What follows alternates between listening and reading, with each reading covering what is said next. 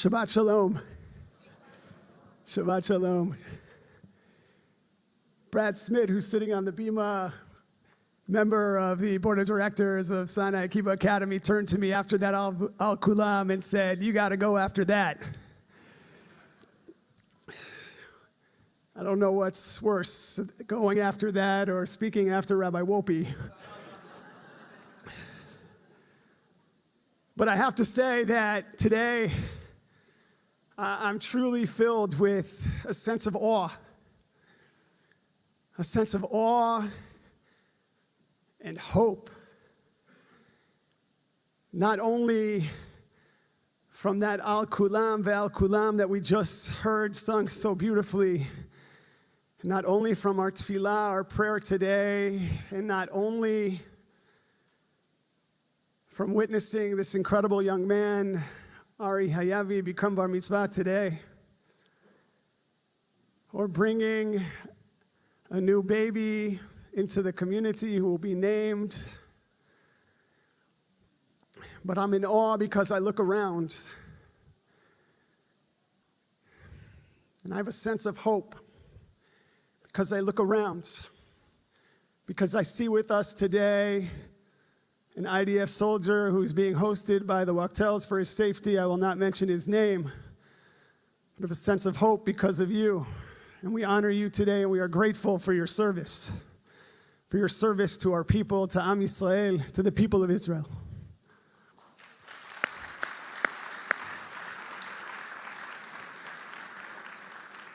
I'm grateful because I look around, and I have a sense of hope because I look around, and because I see everyone here. I invite you just to look around for a moment, to look at the people behind you or in front of you who are sitting here today, who showed up today on this Shabbat of love, of Tu B'Av, this holiday, this holy day of love, after we commemorated last week Tisha B'Av, one of the greatest tragedies of our people, although we know today that there have been great tragedies that we have seen and witnessed and felt in our generation. All of you who are showing up, who show up today, who showed up today, and we know that it's not usually because of the Kiddush. If you'd like to sponsor a Kiddush, please call Judy Bagan after Shabbat. But we know it's because we want to feel that sense of hope. We want to feel that sense of connection to each other, to our people. We want to feel a sense that there's something greater sense of hope. And so that's what I want to talk about today. Something that has brought me a sense of hope in these trying times that we are living through today. Last January, I had the honor of going to Israel with our Sinai Temple men's volunteer mission to Israel, and our group visited wounded IDF soldiers at Tel HaShomer Hospital. We arrived bearing gifts of love from this community, prayers for healing, and open hearts. And we left with something possibly far greater. We left with a sense of awe for the strength, the courage, the unshakable spirit of our people's heroes. One of those heroes was a man named Elisha Medan. On November 10th, 2023, Elisha was critically injured while fighting in northern Gaza. Terrorists had booby-trapped a building that he and his unit entered. The blast took the lives of 4 IDF commanders and critically wounded Elisha and 5 others. Elisha lost both of his legs. And yet, when we sat beside him in the hospital, when we encountered, what we encountered wasn't defeat. It was light. It was resilience. It was purpose. His positivity, his will to live, his refusal to dwell in despair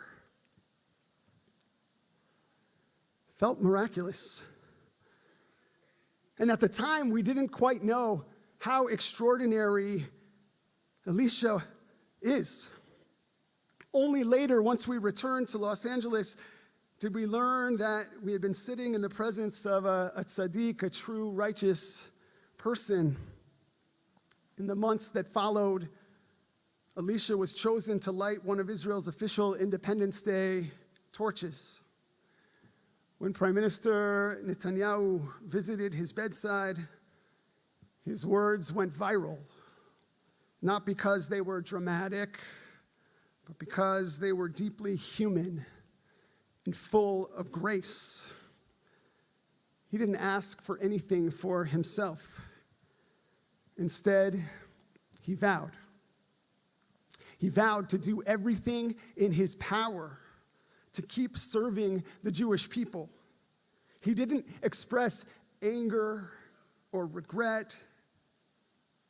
Instead, he said, I have no regrets for the sacrifices I made in defense of Am Yisrael, the people of Israel.